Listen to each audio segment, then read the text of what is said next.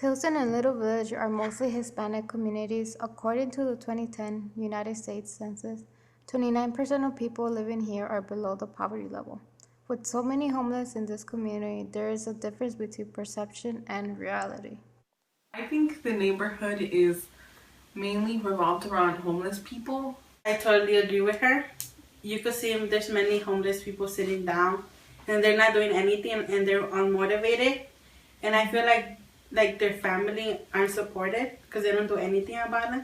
Yeah, and I think that some homeless people don't really feel like they need an education to be successful, yet they do.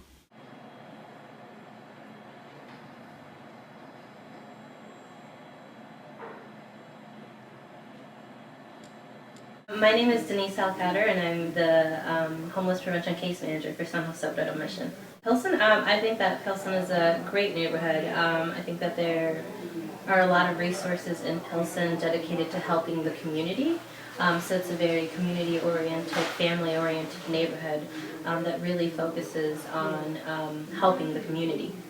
I think that there has been a lot of changes in Pilsen. Some would even call it gentrification. There's been an influx of new people coming into the community. But overall, I think that the community itself has been improving. Get them either in school or get our clients employed. And then through that, we offer financial coaching. And we really try to do placement coaching so that we can get them into their own apartment. So really that's our overall mission. We also have another program that is available to the community, and that's rental assistance. So it's actually a homeless prevention fund, so there's state funds that we use really to kind of help those people who are in transition and may have just received an eviction notice and maybe just need a month or two of rent. We also have another program that is available to the community, and that's rental assistance. So it's actually a homeless prevention fund, so there's state funds that we use really to kind of help those people who are in transition and may have just received an eviction notice and maybe just need a month or two of rent.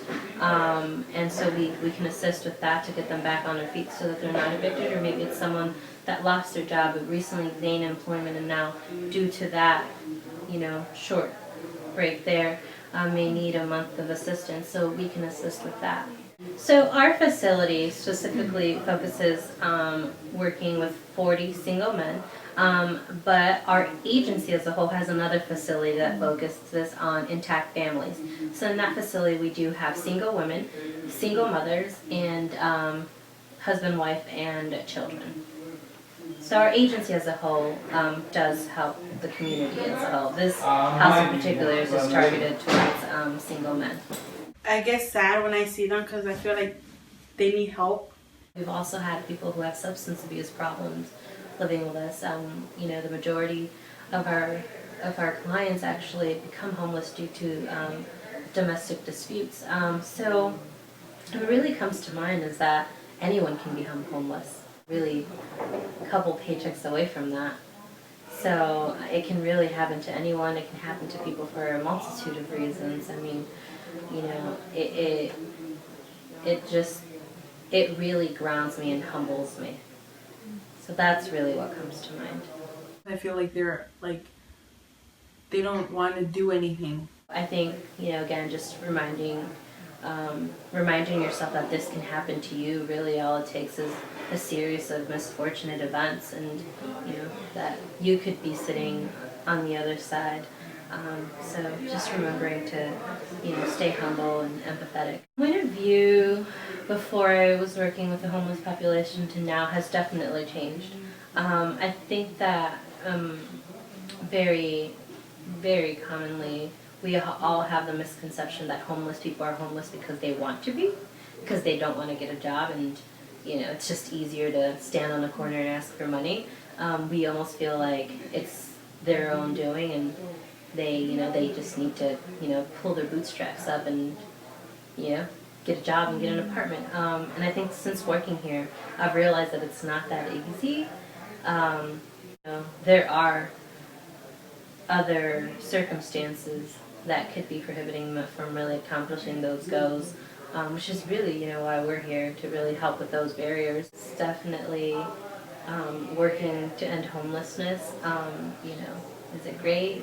No. I mean, the resources are really limited. I know that you guys have heard that funds are being cut, and mostly when funds are being cut, what it affects is education and social services, and that unfortunately that's us. I guess I would say I am affected by it every day. I mean, my job is working with homeless people. I mean, we house 40 homeless individuals here for 4 to 6 months. So we always have homeless people in the building. It gives me the opportunity to sometimes get in the kitchen and prepare meals, which is great. I think that it does affect me, but in a positive way.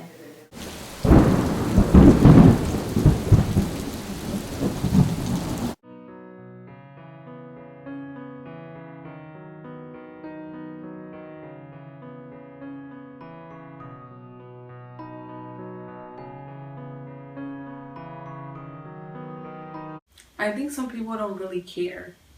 I think they should, but Because you see somebody, because there's mostly homeless people that have like little carbon or whatever thing that says help, and they don't do anything, just walk away. I want to help them, but I don't know what to do.